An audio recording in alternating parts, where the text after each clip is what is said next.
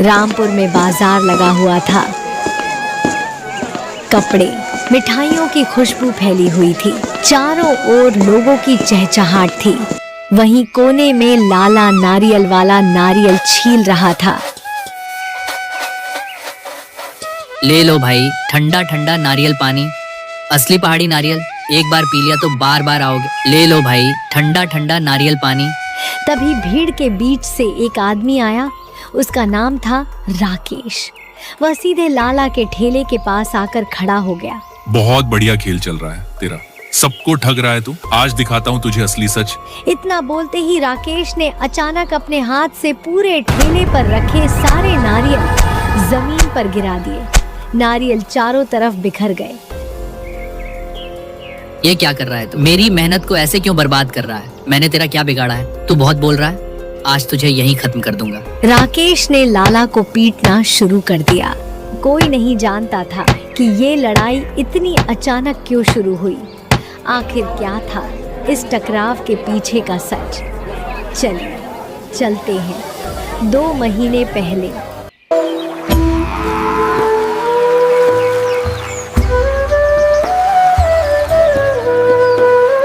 रामपुर गांव में लाला रहता था। वह बहुत मेहनती भी था और गरीब भी। सुबह सुबह ही वह जंगल की तरफ निकल जाता था।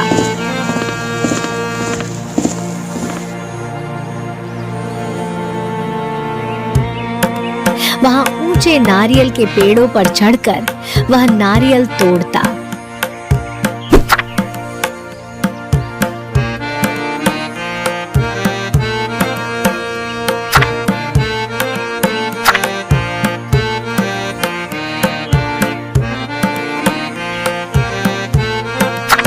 फिर उन नारियलों को अपने ठेले में लादकर वह शहर की तरफ चल पड़ता।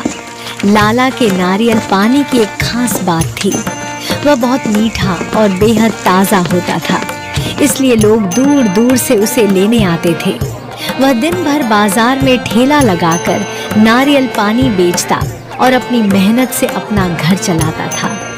थकान तो बहुत होती थी, लेकिन लाला के चेहरे पर हमेशा एक सादा सा सुकून रहता था। ले लो भाई, ठंडा ठंडा नारियल पानी, पहाड़ों का असली स्वाद, ताजा नारियल ले लो। एक बड़ा सा ठंडा नारियल पानी पिला दो। आज तो इतनी गर्मी और थकान हो गई है कि लग रहा है पूरा शरीर जवाब दे देगा। सुबह से इधर उधर काम करते करते गला बिल्कुल सूख गया है। बस अब अगर कुछ राहत मिल सकती है ना, तो वो सिर्फ एक मीठे और ताजे नारियल पानी से ही मिलेगी। अरे क्यों नहीं मालिक, अभी देता हूँ। ये देखिए, बिल्कुल ताजा नारियल है। आज सुबह ही जंगल से तोड़कर लाया हूँ। इसका पानी इतना मीठा और ठंडा है कि पीते ही सारी थकान दूर हो जाएगी। अरे वाह, वाह भैया वाह, ये तो सच में अमृत है, अमृत। मैंने अपनी जिंदगी में बहुत जगह नारियल पानी पिया है, शहरों में बड़े बड़े दुकानों पर भी पिया है, लेकिन इतना मीठा, इतना ताजा और इतना सुकून देने वाला नारियल पानी कभी नहीं पिया। ऐसा लग रहा है जैसे शरीर की सारी गर्मी एक पल में गायब हो गई हो। हर घूंट में ठंडक है, मिठास है और एक अलग ही ताजगी है। सच कहूं तो तुम नारियल नहीं बेचते, तुम तो लोगों को राहत और खुशी पिलाते हो। लगता है तुम्हारे हाथों में कोई जादू है भाई। अरे मालिक, इसमें मेरा कौन सा जादू? ये सब तो भगवान की कृपा है। हम तो बस मेहनत करते हैं। रोज सुबह सूरज निकलने से पहले जंगल की तरफ निकल जाता हूँ। वहाँ ऊंचे ऊंचे नारियल के पेड़ों पर चढ़ना आसान नहीं होता। कई बार हाथ छिल जाते हैं, कई बार पैरों में चोट लग जाती है। लेकिन जब लोग आपके जैसे खुशी से कहते हैं कि वाह क्या नारियल पानी है, तब सारी थकान अपने आप मिट जाती है। सच में भैया, मेहनत का स्वाद अलग ही होता है। तभी तुम्हारे नारियल पानी में इतनी मिठास है।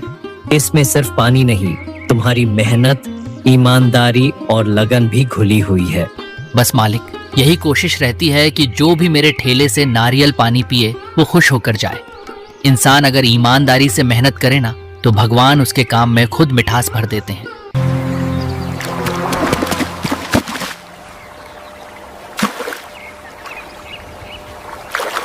अरे सुनती हो, जरा जल्दी से खाना दे दो। आज तो शरीर बिल्कुल टूट गया। सुबह से जंगल में ऊंचे ऊंचे नारियल के पेड़ों पर चढ़ते उतरते जान ही निकल गई। धूप इतनी तेज थी कि सिर चकराने लगा था।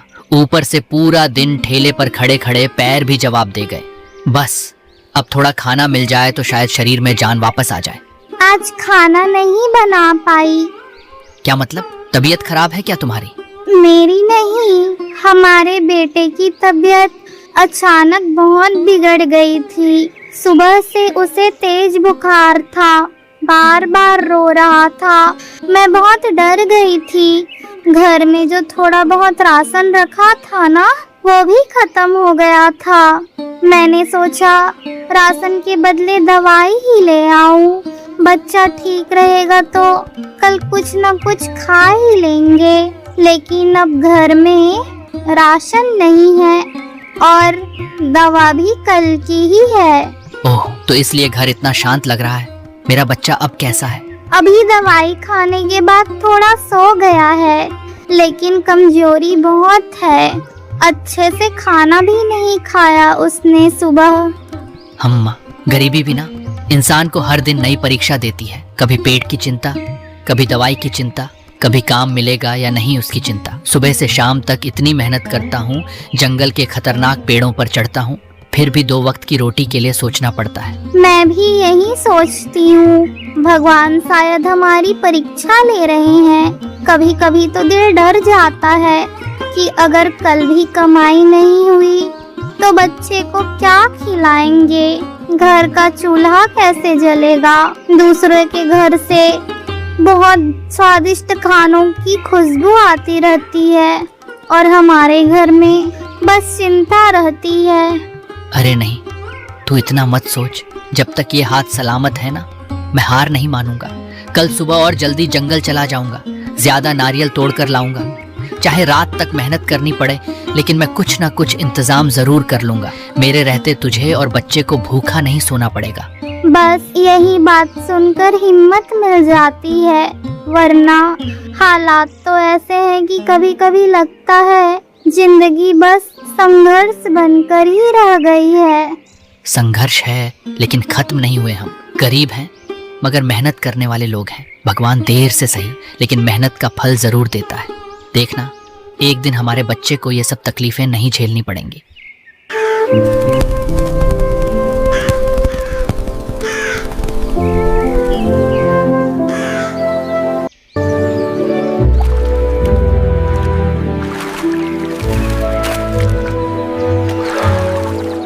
वह मुखिया के पास पहुंचा। मुखिया जी, मेरा बच्चा बहुत बीमार है।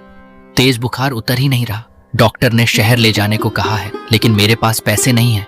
आप थोड़ी मदद कर दीजिए, मैं मेहनत करके आपका पैसा लौटा दूंगा।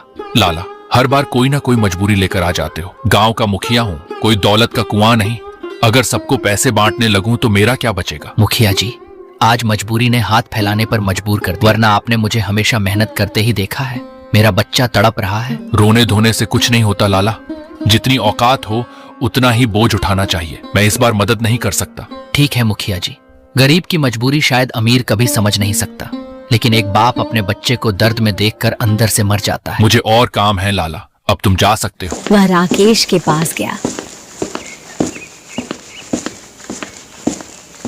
राकेश भैया, एक मदद चाहिए थी। मेरा बच्चा बहुत बीमार है। डॉक्टर ने दवाई तुरंत लाने को कहा है। अगर आप 200 रुपये दे देते तो बड़ा सहारा हो जाता।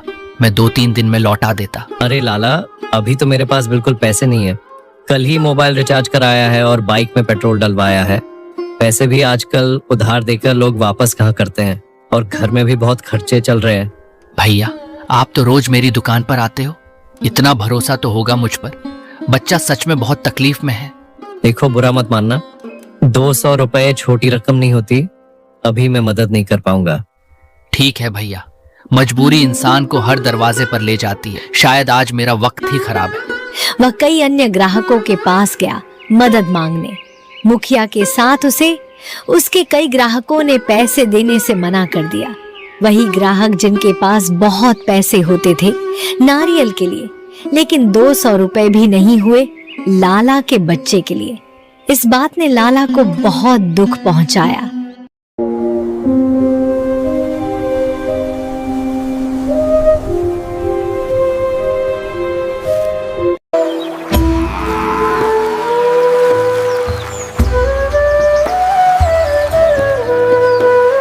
लाला नारियलों में छोटा सा छेद करके नारियल का पानी निकाल देता था और उसमें साधारण पानी भर देता था।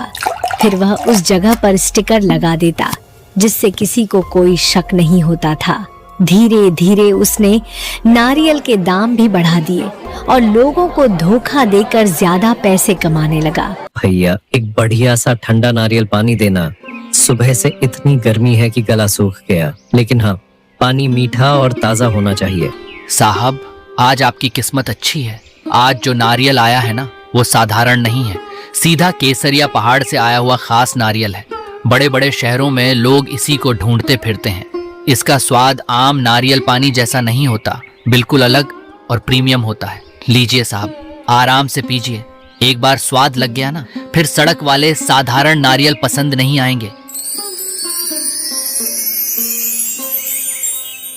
इसका स्वाद थोड़ा अजीब लग रहा है। ऐसा लग रहा है जैसे साधारण पानी मिला हो, मिठास भी नहीं है इसमें।